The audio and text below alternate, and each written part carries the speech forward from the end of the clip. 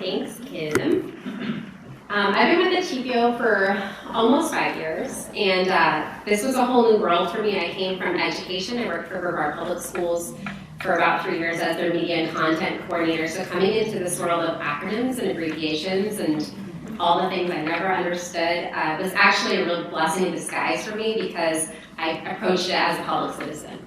So today I'm going to be talking to you, please don't shudder, I know it's a lot of planners and transportation enthusiasts in the room, but we're going to talk about social media, specifically communications really, which is a huge part of education and making and creating safe road users. So show of hands in the room, how many people are on social media? Facebook, TikTok, Instagram, WhatsApp. No surprise, it's almost all of us. So up here on the slide, according to Statista in 2021, Facebook had was the most popular social networking site, and it drew in at 2.89 billion monthly active users. That's my fancy acronym there. So you can see that social media is really an integral part of everyone's day-to-day life. On average, internet users spend 144 minutes per day on social media and messaging apps, which is an increase of more than half an hour since 2015. No surprise, social media has grown with the development of mobile devices and applications. The point being, regardless if your organization's on social media or not, chances are people are talking about it, having a conversation online about it, posting a TikTok reel about it, or tweeting about it. So it's really my job as the public involvement officer, and this is similar to the roles on your team, right? You might not be the responsible one for creating the message, but you have a communications team, or at least I hope you do, and a public relations team that really needs to be involved from the beginning to help steer that conversation, to lead it in the right direction, and really to tell a story. PR is everyone's job. That's my favorite line. And so is this quote. So if there's a Mad Men enthusiast in the room. So this is one of my favorite quotes about public relations and perception. If you don't like what's being said, change the conversation. As many of us in the room represent government organizations, we need to understand that perception is reality for our public citizens. We're only as good as the words that we wield, so if we're not happy with the perception of our agency or organization, because let's face it, government agencies get a bad rep, it's time to join that conversation, and specifically we need to join it online. It's so imperative as planners, engineers, consultants that you have your public relations and communications professionals in the room at the table at the beginning of the project, not at the last phase of public involvement. Public involvement and engagement needs to be strategic. We can't speak in acronyms or abbreviations as much as we might love them. We need to reframe our public involvement goals and not just see them as a box to be ticked. It's not enough to just post or share basic information and call it a day. We really need to ensure that the content that we're sharing is relevant, meaningful, and digestible. Gone are the days of in-person public meetings. We've seen that over the last couple of years with this pandemic. We need to go where the citizens are, and if there's one thing we know, they're online. So what is not working? Before we develop any type of content, we have to recognize some of the biggest pitfalls in social media, and then identify how are we going to tell our story and develop a strategy to share our messages. And again, maybe you're not the responsible party, but understanding some of this background is important when you're managing plans and programs. So some of the biggest missing the message target here, if you think basic information is sufficient, if you don't have any graphics, people don't want to read anymore. If you're missing hyperlinks to your important information or documents, you don't have any video or animated elements or no current or trending relevancy, you really need to make sure that you're kind of on trend with where your audience is. One of the biggest, another big mistake that we can make is assuming that any information that we share is sufficient to grow your audience, aka let's throw mud at the wall and see if it sticks. Unless you incorporate some of these elements into your social media strategy, your content will stay static. Another pitfall is lack of audience engagement. We see this a lot, especially with government agencies. Making posts and tweets means nothing unless you're interacting with your audience. Now, that doesn't mean let's feed every internet troll out there. We don't need to respond to everyone, but it's really important to correct misinformation. That's huge. It's also important to open up that two-way street of dialogue with your audience. So what are some of the best practices here when you're thinking about creating a message? When we see the pitfalls that can happen, all these questions up here on this slide are relevant. Again, these are questions that may help guide your team from the beginning of the public involvement process. So what resources do we have? How can we use these tools? What new tools might be needed to effectively communicate our message? Who's our audience, and what's the objective of the message? And then the biggest question before you post to social media is answering the why. When I first came into social media management in my previous job, my supervisor said, that's your number one question. Why? Why are we posting this? Why is this information important to share?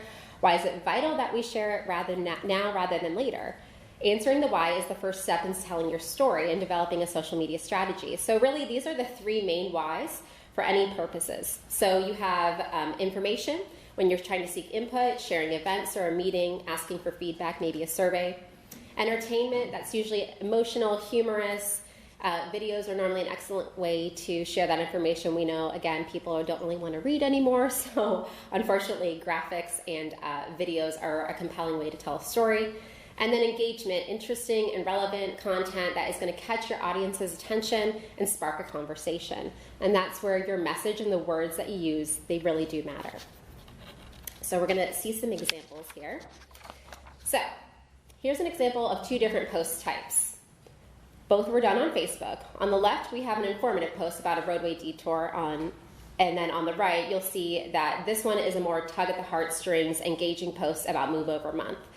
Both of these are a little old, so Ellis is obviously open now. But notice the difference in the wording and the intent. Informing the public, quick, to the point, the information that they need to know, a map of relevancy because they're going to care about where they need to detour. Whereas on the right, and you can see in the shares alone in the bottom right-hand corner of that, simple, one sentence, protect those who show up when you need them the most. And we use hashtags to reach more people through that as well.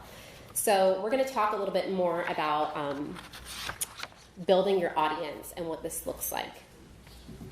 And again, this is really food for thought because I understand a lot of you are communications professionals, but you sit on teams with them, and it's important to learn how their brain works, and PR is really everyone's job. So the more you respond to comments and tweets and posts, we talked about interaction, right? The more your content may show up in other feeds, and this is how you begin to build your audience.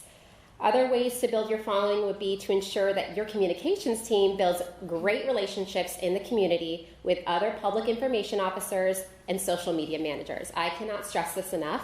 Our content and our platforms would not be where they are without our partners. Some of them are in the room. Our law enforcement agencies are fantastic partners.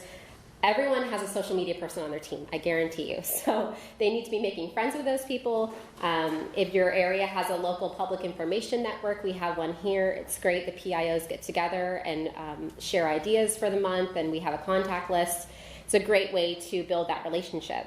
And traffic safety is universal. There's one thing, everyone needs content to share on social media, and so a back-to-school safety campaign, everyone wants to share that.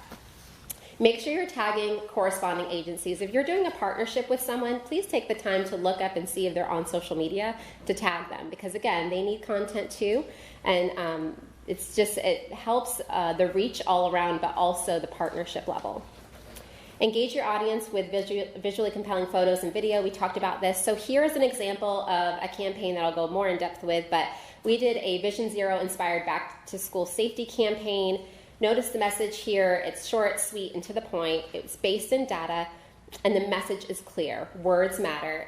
Don't be afraid to make it personal. So for those who might not be able to see it, the post says, "What's the rush? Speeding endangers lives. 9 out of 10 pedestrians will not survive when struck by a vehicle traveling 40 plus miles per hour. Slow down and watch for pedestrians and cyclists on the road and at intersections."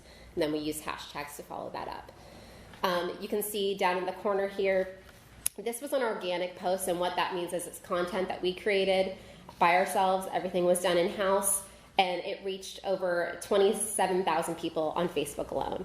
And this is because we used our public information network, we used our community partners, and our citizens. It struck home with them, and we had 49 shares with it, 80 comments on this as well. It would not have received this much attention had it not been for our relationships with our municipalities. And like I said, our PIOs, law enforcement agencies, and citizens really ended up sharing this.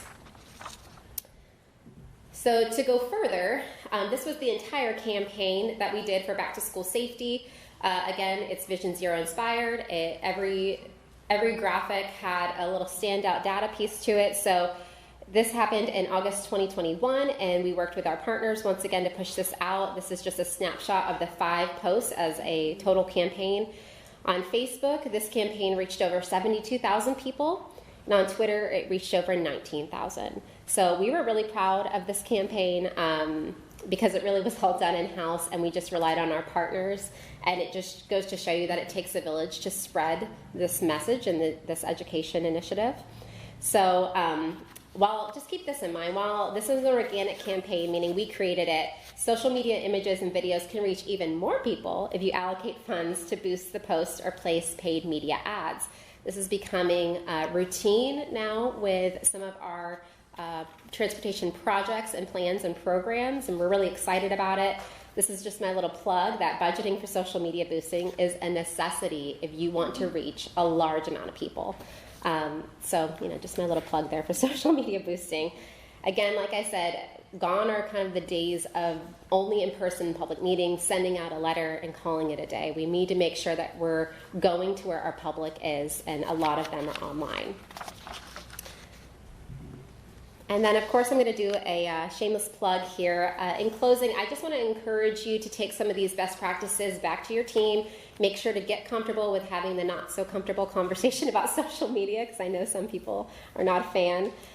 We can't fix or change what we don't know, and creating a high-quality social media presence for your organization is going to ensure that we continue to educate all road users on traffic and transportation safety.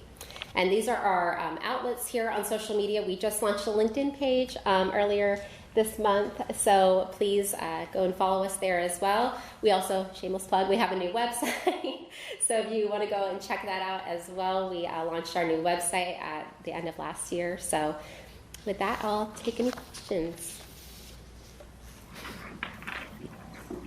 What kind of things are you doing just with regular media? With regular media?